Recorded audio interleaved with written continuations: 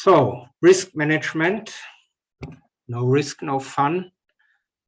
We will talk about how we can make risk management fun and how we can get the most gain of it for our products and our company.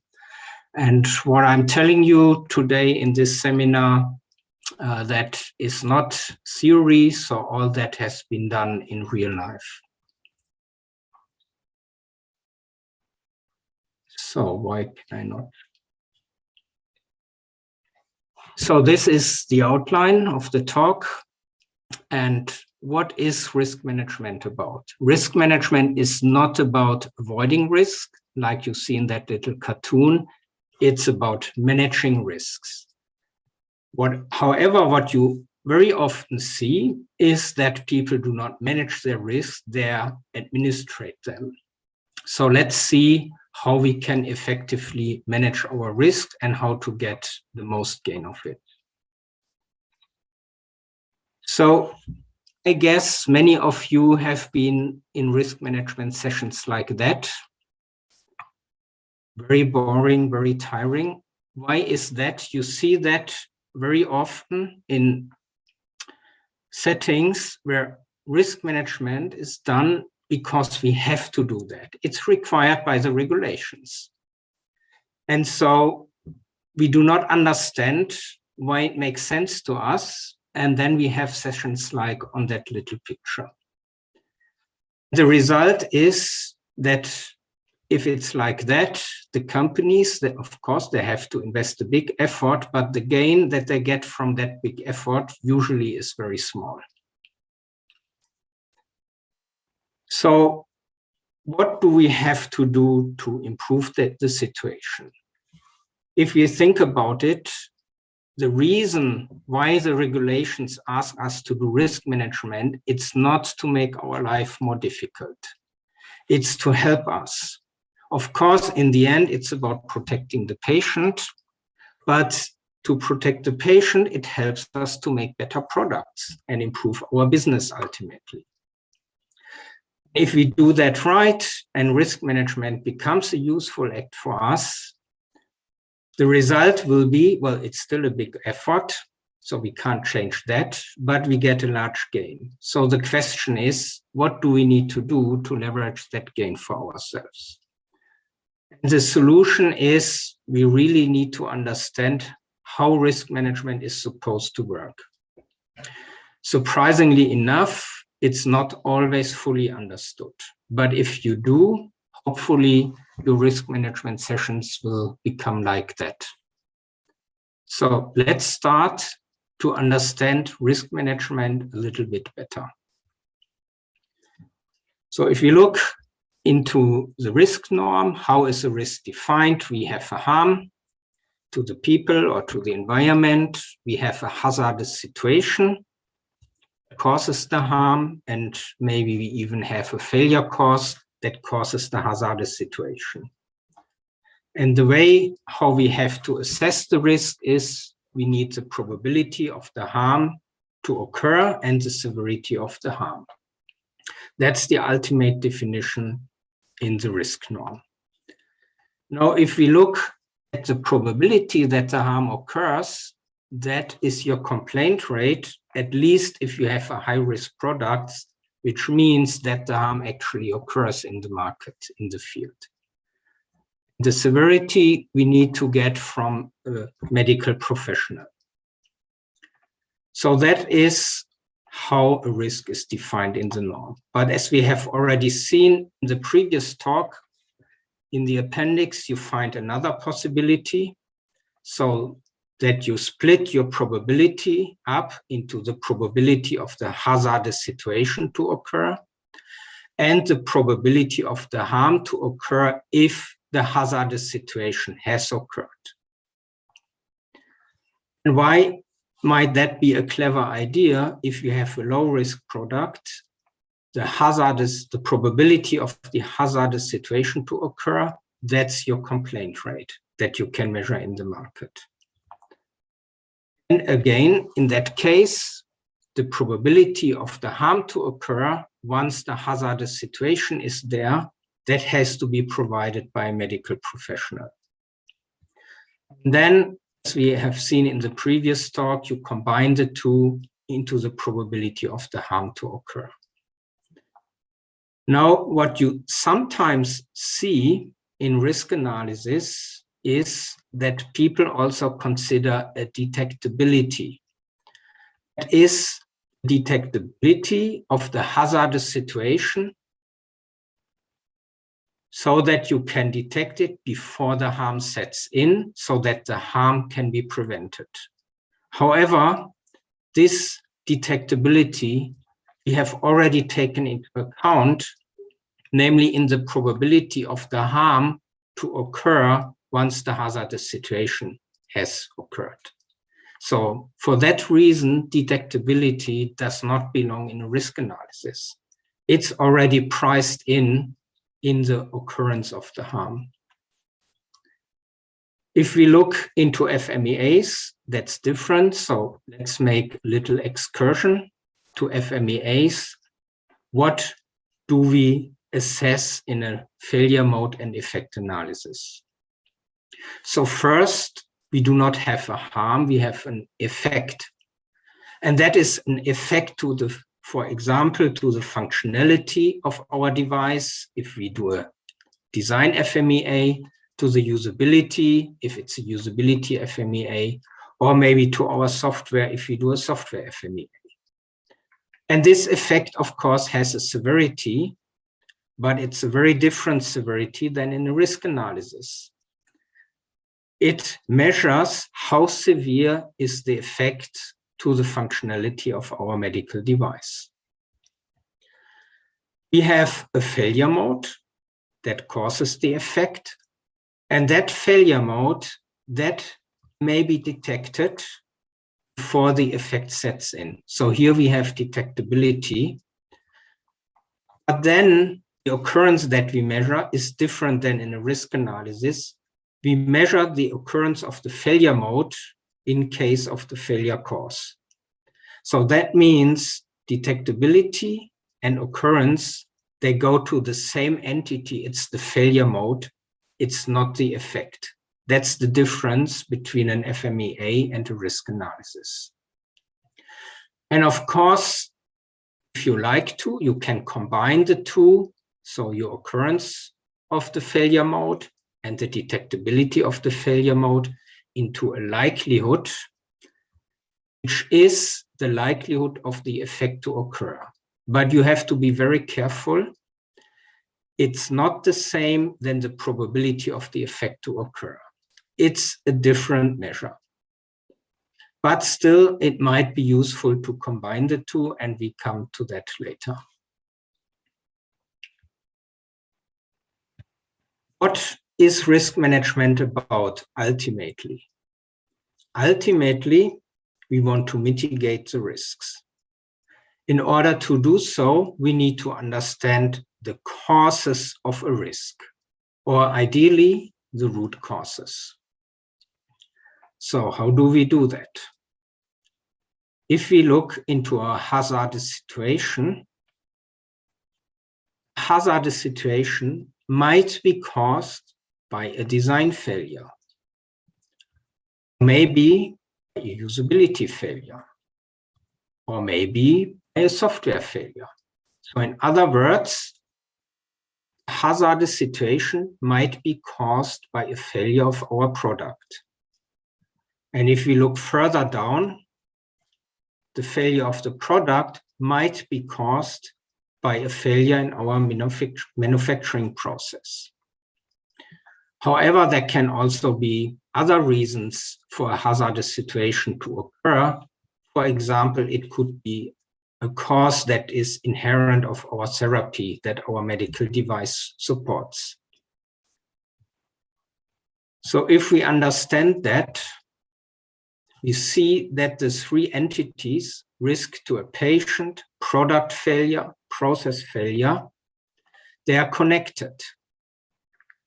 So risk may be caused by a product failure. On the other hand, a product failure may lead to a risk. A product failure may be caused by a process failure. the process failure may lead to a product failure. So these entities, they're linked to each other. They're not independent.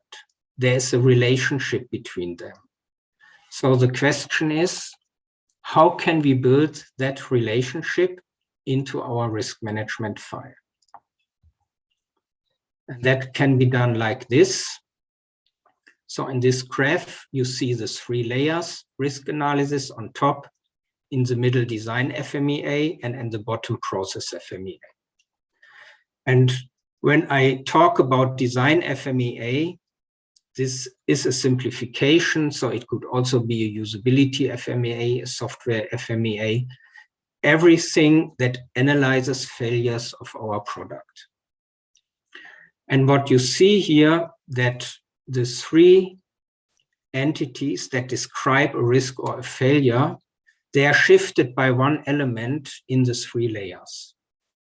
So that means if we have a given risk and we want to understand what is the underlying design failure of our product that may cause that risk, then we take the failure mode or hazardous situation of the risk analysis, and that becomes the potential effect in the design FMEA.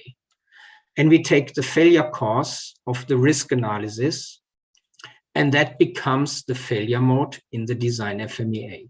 And then we have to evaluate what is a failure cause to that failure mode, and then we can assess the design failure. And of course, it also works in the other direction. If we have discovered a new design failure and we want to understand what is the risk that this design failure may cause, then we take the potential effect of the design FMEA. It becomes the failure mode or hazardous situation in the risk analysis. We take the design failure mode. It becomes the failure cause in the risk analysis. And then we evaluate what is the potential harm to the patient, and then we can assess that risk. Now that is theory. So let's have a little example to make that more tangible to you. So our example is we have a prefilled syringe, and the harm that we want to analyze is that the patient feels pain when the drug is administered. So the first question we ask ourselves is, why does the patient feel pain? And maybe the hazardous situation is the needle does not slide smoothly through the skin. And we ask ourselves, well, why is that? Why does the needle not slide smoothly through the skin? And we discover failure cause, there is no silicone oil on the needle. Why is that? Well, we discover the silicone oil does not stick to the needle surface. So we have a failure cause on design level.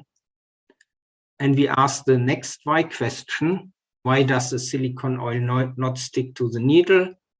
Well, in the manufacturing process, the needle has not been cleaned properly. So we have a failure cause on process level. If we transfer that into the graph that we had before, so we have the risk, the harm is the pain, the failure mode, not smooth, failure cause, no oil. In our design FMEA, we have a new failure cause, the oil doesn't stick. And the process FMEA, we have the failure cause, the needle was not cleaned properly. So what have we done actually? We started with the potential harm, if you remember, and we ask why? So what have we done? We have transferred the 5 why principle into risk management. And that is a very effective way how to do risk management. Now, once we have done that, and we have filled our risk management file so far, if we stick to that example, other ideas might pop up in our head. For example, Another failure cause in the design FMEA is that the nurse wiped the needle prior to the application, which is a usability failure. And by the way, this is a real-life example. Not all nurses know that needles of syringes, they are siliconized. Then maybe we realize in our manufacturing process that the oil applicator might get clogged. So we have discovered another failure mode in our process FMEA. Or another failure cause in our risk analysis, the patient is afraid of the needle or of the pain. So that means once we have filled our risk management file top down in a very systematic way, new ideas pop up and we fill the risk management file with other things, other failure causes, other failure modes, and then ultimately other effects. So let's look at that from a different perspective, what we have done. And let's assume we want to build a risk management file for a new product. First step is we create the harms list. That is what our medical professional has to do. What are hazardous situations? What are harms? What is the severity of the harms? And if we split the occurrence into P1, P2, what is the probability of a harm to occur once the hazardous situation has occurred? Then we assess the harms in our risk analysis.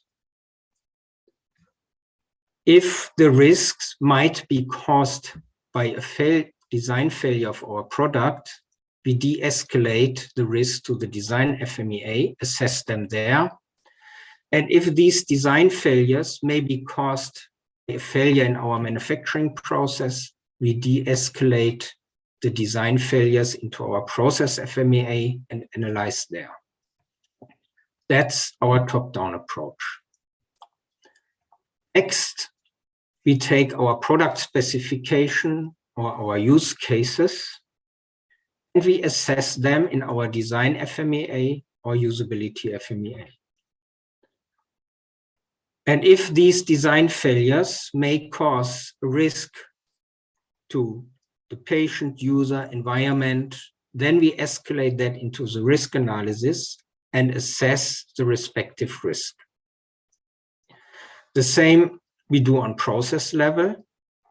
So we take our process flow for the manufacturing process or the specification, assess the potential failures in the process FMEA.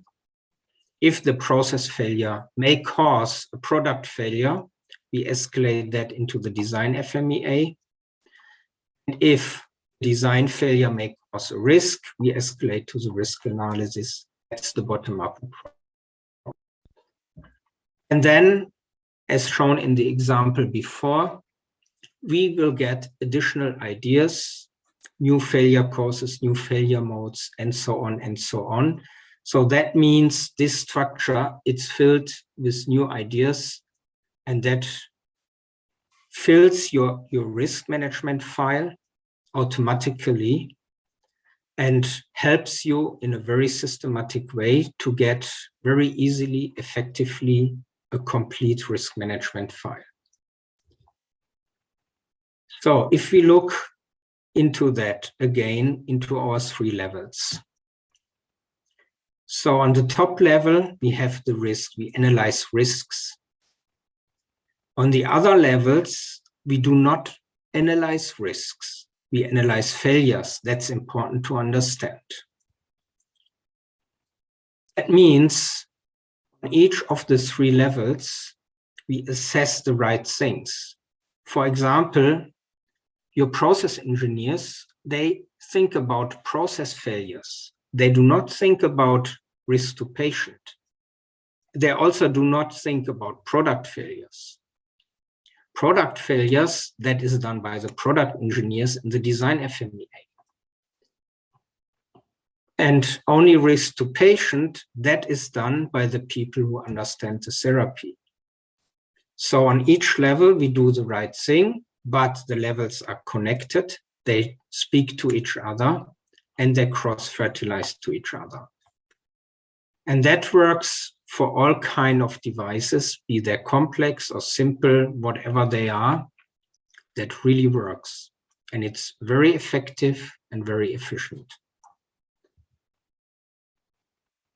This is an example how a risk analysis form might look like. Now we don't look into all of the details. Only a few important things. When is a risk mitigation implemented?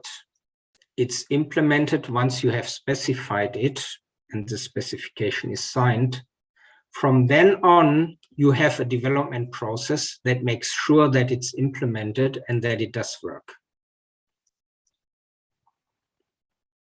You need to argue for each risk why you have reduced it as far as possible. So that means in the end, for each risk that you have in your risk analysis, you need to have a rationale here. I come back to that point. We need to ask ourselves, does the mitigation pose a new risk? So we had examples in the previous talk where risk mitigation might harm your safety, for example, of your software, but it could also the same be for a hardware device. So whenever we propose a mitigation, does it pose a new risk? And if yes, we have to analyze that risk. So we need a reference here to the risk where we analyze the new risk. And then if our risk may be caused by a product failure, we need here the reference to the design FMEA. And that is the connection to this other document. And of course, tables for FMEAs, they look similar. So let's have a look at risk policy.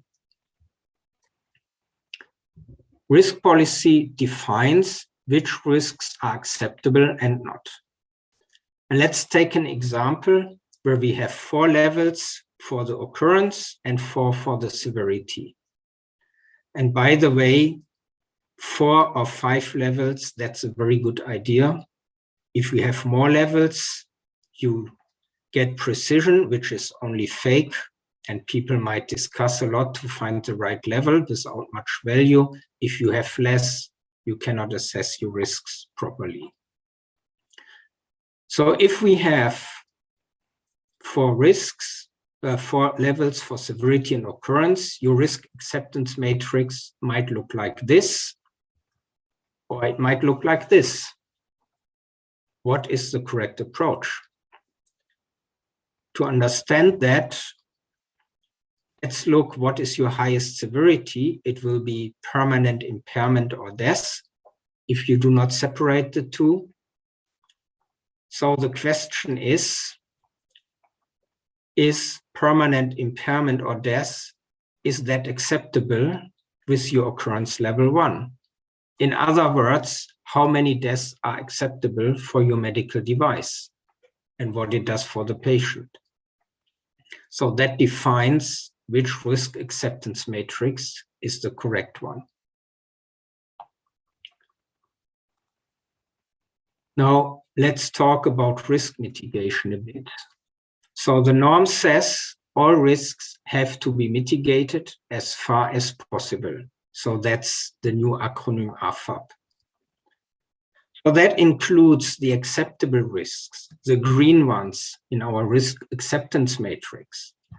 So even if your risk has the lowest occurrence rate in your risk acceptance matrix, you have to think, can I further mitigate it? Can I reduce the risk further? That is what the norm wants us to do. And it could even be that you can think about risk mitigation, which reduces your risk, but you still stay in the same occurrence level, but you have to do it. So that's the reason why in the risk acceptance matrix I have shown you before there's no yellow area, because it doesn't make any sense. So in the old world, the ALAP was, well, either I mitigate or I argue why I do not mitigate, but that's gone away. You always have to mitigate or give a rationale why not to mitigate further, because you have already reduced as far as possible. So yellow doesn't make sense anymore. It's not forbidden. You can still have it, but why should you have it? So then the question arises, if I have to mitigate anyway all risks as far as possible, why do I still need the risk acceptance matrix? Because even the green risks I have to mitigate if possible. The answer is that your not acceptable risks, the red ones, they are the residual risks. You then need to argue in your risk management report why you still accept them individually and in total. And for many medical devices, you will end up with such risks. You will not be able to move everything into the green area. So in your risk management report, you argue why you still accept them, even if they are red. And then your top management has to accept the residual risks by approving the risk management report. And then comes the risk-benefit analysis, where a medical professional compares the benefit of your device for the patient with the residual risks. And that takes into account, of course, for example, the disease you want to treat or support the treatment of the disease. Are there any alternatives to your device? What is the state of the art, etc., etc.? Now, all this has been done in big companies and in startup companies. So the question is, what do you need to apply this? And it's not much, it's just one person that fully understands the process and is able to facilitate it. And then you can do it in a startup with a very small team, or in a global company with large interdisciplinary teams. And I can tell you it does work. And that's about it. That's all I have to say. Are there any questions? There definitely is. So, is there a best practice role model for handling the different layers, like risk, product, process, within a very small team, covering all the aspects? Maybe the team is so small that you don't have dedicated specialists for each of these. So that is definitely possible, especially in a startup setup. You usually have that situation. And then the key is that the person who facilitates the risk analysis asks the right questions to the team. So in that situation, it depends on that person that moderates the risk analysis session. But you can do it. It's possible. All right. So then there is a question on semantics here. We're talking about risk benefit. Is it not called benefit risk nowadays? Maybe it is, yeah, if you want to turn it around. All right. So when it comes to the acceptability matrix, what is your experience when device manufacturers comes up with this acceptance matrix? Do you think that they spend as much time as they should developing it? Usually they do. Usually they spend a lot of time on developing it because a lot depends on that. In the end, that is also what the regulatory authorities audit. So it's looked at, does it make sense? Is the risk acceptance matrix appropriate to the type of device that I want to analyze? So usually you see that people spend really quite some time thinking about that. What is a good risk acceptance matrix or not? And that's a good advice. Spend the time, think about that when you derive your risk management process. And if you have different types of devices in your company, probably you will have more than one risk policy with different risk acceptance matrices. Yes, I think that is very, very important, because I see time and time again that the company sticks with a single risk acceptance matrix for different products within the same company, and that would be a coincidence if all these products would have the same risk acceptance matrix. Absolutely, yeah. And also that this risk acceptance matrix may, of course, evolve as state of the art might evolve as well. That is also true, especially if you develop a new type of device. You start with your best guess, but as you proceed in development and maybe you go into design validation, your risk policy might have to be adapted, and that is expected from you that you change it as you gather information. Mm-hmm. I got one question here. We looked at your three-layered cake there with process at the bottom and then design and then risk at the top. So what about usability related risks? On which level will we find those? They are also on the design FMEA level. A usability FMEA is only a different kind of design FMEA, if you want to call it that. So also usability has to be designed into your device. So therefore it's on the same level. Yeah. So are there any reading recommendations that you have to people that want to get into the details here? Well, not for the details, but for an overview. On our homepage, we have 2 articles on that topic where you might want to reread these things, get an overview, and if you need more details, you're free to contact me. Great. I just typing the link here. It's Congenius. Is it CH? CH, yes. Yeah. Brilliant. Yes, we would love to have you back here. I have more questions coming in here. Deciding the probability of risk occurrence and its severity. How do you rationalize about probabilities, especially if it's a device that doesn't really has a previous example, or is it the first time you develop a device? Do you have any advice there? Yes. So if you develop a new device or a new type of device you have never done before, then your occurrence levels should be defined qualitatively, not quantitatively. And you only switch to a quantitative occurrence levels once you gather the first data, for example, in your design validation.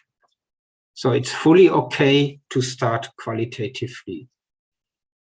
Yeah. And otherwise, if you have data and then you need to define your quantitative levels, in the end, you have to align your quantitative occurrence levels with your risk acceptance matrix. This has to play together, and that defines then what are the right levels. So defining the occurrence levels should never go independent of your risk acceptance matrix. Like the questions I posed, how many deaths can you accept? Yeah. Yes, in my own experience, I agree with you on the number of levels. 4 or 5 is sufficient. Yes. Having more than that will end up in putting more work, a lot of work in, okay, is this a 5 or a 6, or is it a 7 or an 8? And yes, you don't need that kind of work. You should focus on making your device safe instead. the key in the end are the mitigations, not the levels that you assign to risk. I mean, that is in the end what the regulation, the authorities look for. Do you have defined the right mitigations, regardless how you have assessed your risk? Yeah. And here's a question from Benoit. Is FMEA method mandatory to be compliant with ISO 14971? And I can answer that one. Yeah. It okay, is not. Go ahead. Right? It yes, is not. Correct. So is there any other risk assessment method that you like or dislike? I like FMEAs most, but that is my personal opinion, and I have never done anything else than FMEAs because it works fine for the examples I had in my career. But of course, you are free to use any systematic approach that you like. But I have not seen so far anybody doing something else. I have only seen FMEAs.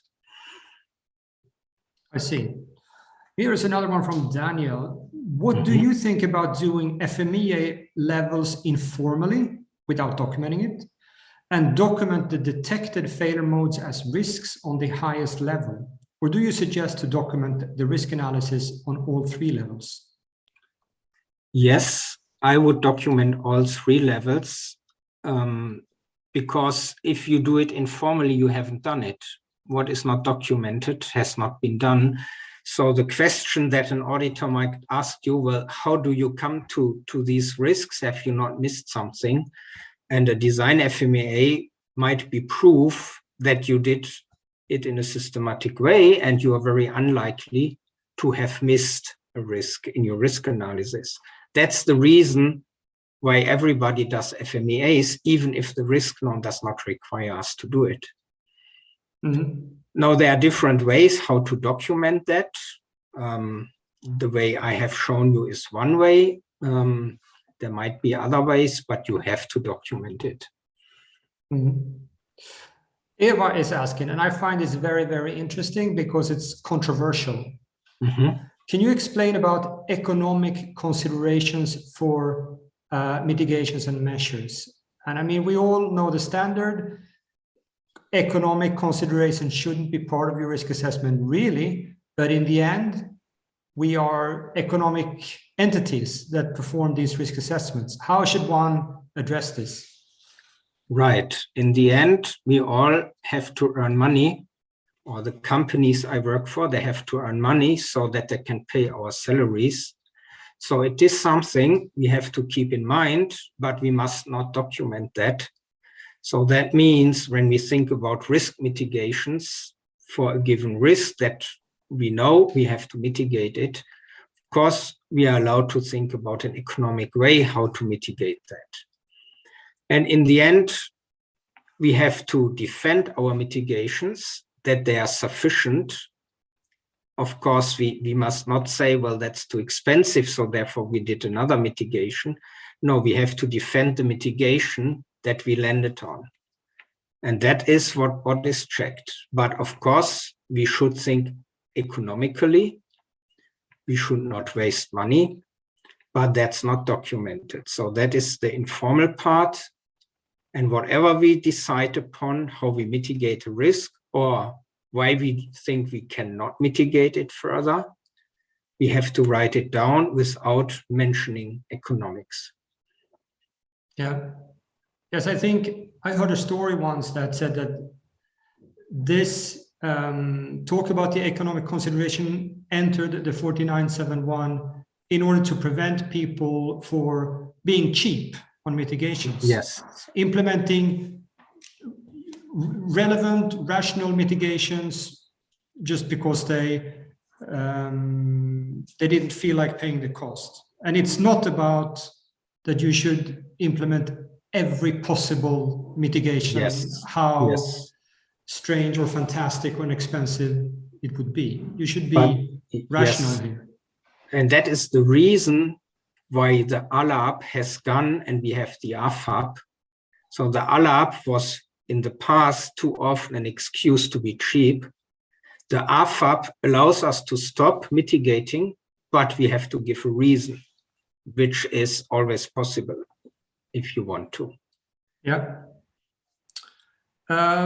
So I have one person here, Lisa. She's commenting that in the very recent TR 24971, there is a risk matrix in this technical guidance that suggests 3 categories in the risk matrix: unacceptable, investigate further, and insignificant risk. Are you familiar with this?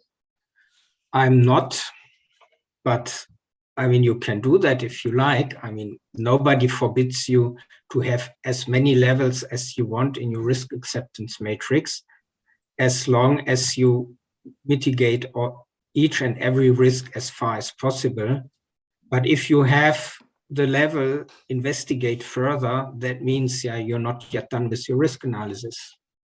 It's as simple as that, right? If you take it literally. Yeah. So do you think that you have, if you use 2 levels, acceptable and unacceptable, that there will be less discussions and a much clearer case to present? I would say so, yes. Keep it as simple as possible. That's my motto. So why implement more complexity than you have to? Okay, talking about complexity, Mehul asks here, what is your experience about risk assessments and cybersecurity threats? I understand his concern, because I personally think that when the cybersecurity, the probability of a cybersecurity attack might be different than a usability error probability, since it's the intent, there is a malice intent or malign intent in cybersecurity that is relevant something. It's usually something that we disregard in our normal risk assessment. We don't expect the surgeon to be a psychopath. Yes. So in principle, we do not need to assess, if we follow the norm, sabotage. And a cyber attack is sabotage. So from that perspective, we do not need to include it. But of course, if we look into all the norms and guidance for software as a medical device, then cybersecurity is a topic. So we have to take it into account. Do we have to do that in risk management? Not necessarily. If we take it into account in a different way, I think it would be okay, but we have to be clear how we do that. So in some way, it has to be considered. All right. Well, thank you very much, Dirk, for joining me in this seminar, Sharpen Your Skills. You have made a very valuable contribution to the industry and all the people listening. And if you guys have more questions about risk assessment, you can ask it in the chat. You can connect with Dirk on LinkedIn and ask them personally if you don't want to share them here in the chat. So once again, thank you very much, Dirk, for joining us here. Looking forward to have you on in another seminar. Thank you.